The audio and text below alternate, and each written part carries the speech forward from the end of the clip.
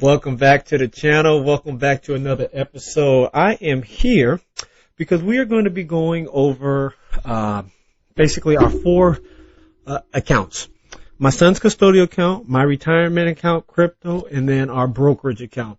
And the goal of these financial updates, it's not really to show you the money per se, but I want to show you the power of just doing a consistent investment at whatever level you are capable of doing. My son's custodial account is at $100. My retirement is at $500. Crypto is at $1,000, and then our brokerage is at $3,300. And I hope one of those $4 amounts on a monthly basis is a capable amount within your household, and or to encourage you to see or to encourage you what can happen if you put in a little bit more on a monthly basis. So that is the goal of doing these financial updates, is to show you how we navigate through volatile markets like the ones that we are experiencing over the last 4 weeks, kind of a little bit going into December, and then just to constantly give you the opportunity to get excited about what can truly happen over the course of time when you consistently put money into the market. So with that being said, let's get right into it. And just know that this journey to financial freedom is as I have there, 1 month at a time, with a lot of months put together. So let's not waste no time. Let's get right into it.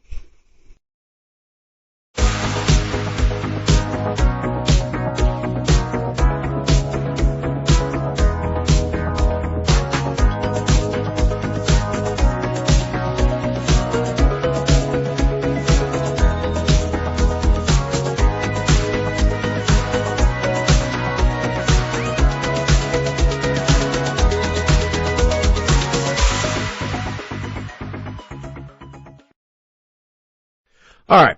So the first account that we're going to do is my son's custodial account, which we pretty much have a little bit set up, or I have already kind of added in his numbers. In today's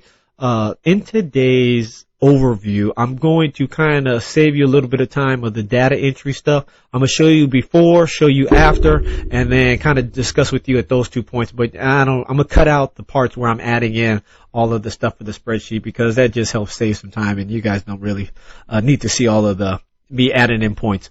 All right, so I'll be right back. Let me just get his values all up to date for this month, and then we can discuss real quickly. All right, so for this particular month, we began purchasing ONEQ. So that's our cash park. I did a video on what a cash park is.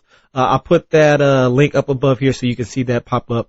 But my idea is to now that I've gotten the 2 positions that I really wanted to get him in, $1,000 in the QCLN as well as $1,000 in the CNBC, I have satisfied that. And now here going forward, everything's going to be going into ONEQ unless I see an opportunity that might present itself in the market. However, I want to do it with ONEQ dollars, and so even with that being said, I can see myself at least for a year and a half now only doing ONEQ, because I need to build up this position to therefore, if I do see an opportunity, have some type of money to be able to move over. I don't want to move over a $50, $100 position. If I see something, I want to be able to put $1,000, $2,000 into that, and if I'm only doing $100 a month into his particular account, then it's going to take some time in order to build that account value up. As you can see here, his cost position for the 3 positions, ONEQ is right there at 60, QCLN is at 76, and then CNBC is at $20. He is down significantly. We have put in a total of $2,100, and as of today's closing, his account is only valued at $1,400. I am okay with this. Again, I have 2 very kind of volatile ETFs, quote unquote, in his portfolio. Cannabis being one, which I know is a minimum of at least a kind of a 5-year runway before that is really seen. QCLN, we should start seeing some stuff here in the next 2 years or so, but this is really going to play out, I would say, kind of closer to 2030 with all of the clean energy and the changes that are going to be made in that. So these 2 positions are time. But again, my son is only 1 year old, and so I have plenty of time for this particular account to grow and let it do what it needs to do. Now, while I'm here in Fidelity, I'm going to move up to my retirement account, which is right here. What I like to do is just kind of see how things have grown 891 from last month. So I write it here, and then I update, and then I come back. So give me 1 second to update the Roth retirement, or excuse me, the traditional retirement, and then I'll be right back with you. All right, so now here back at my traditional retirement, we were able to have a little bit of activity this month. We bumped, they bought 5 shares, I believe. No, excuse me. Yeah, 5 shares of, no. 2 there. 3 shares, excuse me. They bought 3 shares of VTI and then 7 shares of, or 8 shares of VEA, which is our international play. As you can see here, I did put in, $1,100 this month. The reason that I put in $1,100 into my retirement, I do the normal $500 a month, to get to $6,000 for the course of a year. However, I did not get, I did not put in the complete $6,000 for year 2021, so I'm making up. I have $2,300 that I need to get into this account by April 15th, and so I broke that down into $600 per month for January, February, and March, and then in April I only have to put in $500 a month at that particular point. So that's why I put in $1,100 for this particular month, and that's why you can see where the position cost is, excuse me, I didn't mean to hit that. That's where you can see the position cost is $1,100 difference, and that's not the normal $500 that you see. So as you can see, the market significantly pulled back from December of last year to January, and so I am still positive in this particular account, and that shows that right here. As you can see, total, I'm only up 2% in VTI and only 1% in VEA. I was up about 18%, 17% at the end of December, and then about 6 or 7% in VEA at the end of December. So things have pulled back. I'm okay with it, and I'm actually very happy that putting in the extra money now while things are pulled back, because it allows me to get a lot of these shares that are going to be in this account for the next 30 plus years to really grow. So that is pretty much for that's pretty much it for this particular account. Nothing really monumental. I would like to get, $1.5 million in this position, and then about $750,000 in this position. So these are the dollars that I still need to go towards. But it's a work in progress. I got 30 years to accomplish that. So now let's go over to the personal brokerage account, which is going to take the most energy. It's a lot of things to fill out. All right, I'll be right back. All right, so here we are with the buy and hold account, which is up top, and then 13 to 18 is the growth account. As you can see today was a significant bailout, because this account was close to about $80,000 middle of last week, and then today being up 5%. As you can see, up 9% in the growth account, and then up 5% in the buy and hold account. So this was a lot different, on Friday, to say the least. But with that being said, we only look at the last trading day of each month, and we take it for what we get. But we did start positions in ONEQ, EVX, and FUTY this particular month. And so you're going to be seeing that. I actually also, even though I said I wasn't, I took $1,000 and added it into ARCG, ARCW, Print, AIQ, and Bet. So $200 each for those 5 positions, because things just got so low in these accounts. Let's pull this up real quick while we're here. I can just show you the negativity that we are receiving. As you can see here, we're $13,000 down in this investment account right now, just due to all the volatility and everything going on in the markets. But Print, we're down 24%. ARCW down 34%. ARCG down 45%.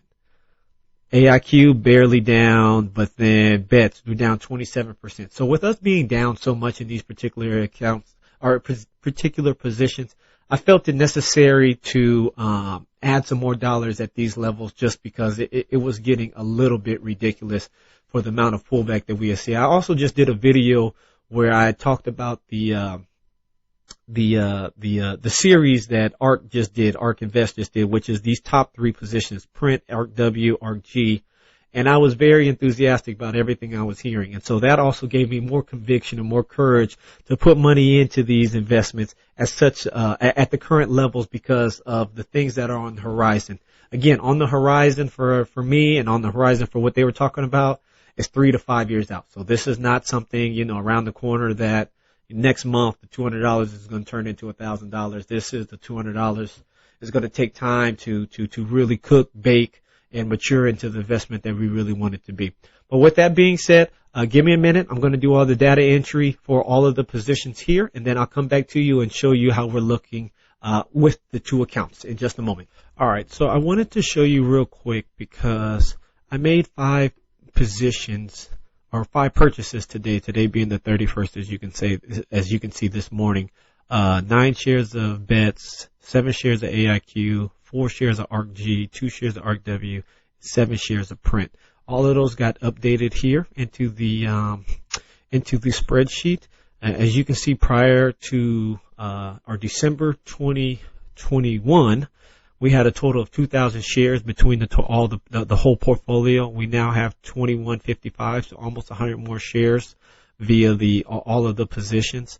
At the time, I had only invested $102,000. And as you can see, that value has now grown to 106, so about plus or minus $4,000, $4,300 into the account. Cost basis actually came down, which is a good thing, not by much. Last month it was 75.35, but this month now it's 75.27. Nope. Let me see. I don't know. This might change it. Let's see here. Yep. Okay. Nope. I lied to you. Cost basis went up. I did, as you can see, begin investing in FUTY, ONEQ, and EVX. So those positions have now been added to the portfolio. 2 shares of EVX, ONEQ, and FUTY. And then, let's see here. The last thing that I always like to look at, I believe this all added up is somewhere like right around $20,100,000. And so last month we only had $20,038,912 to go. It has went up since the market has went down. So we still have a lot of work to do. This is well in ahead of our financial free number. This is just my goal of wanting to get $1 million in each of these positions, 10 million in our cash park, and then some different kind of calculations that I'll speak to on a different time in our growth portfolio. But that is basically summing up all of our buy and hold portfolio, which is up here on top, and then our growth portfolio, which is down here on the bottom. And then finally, I'm going to take you to crypto.com, which is an account that we have had a lot of fun in this past month.